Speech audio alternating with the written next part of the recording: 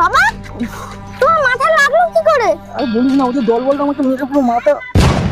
দাঁড়া, আর যে ওদের মজা, তুই কোথায় যাচ্ছিস? ওদের কাছে মারতে ওদেরকে।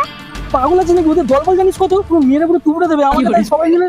উফ, দেখ আমি তোমার ছেলে হয়ে তোমার কষ্ট সহ্য করবো? আরে দাঁড়া, আরে দাঁড়া, যাস না। A few moments later. মা গো, তুমি পাটা টিপে দাও তো।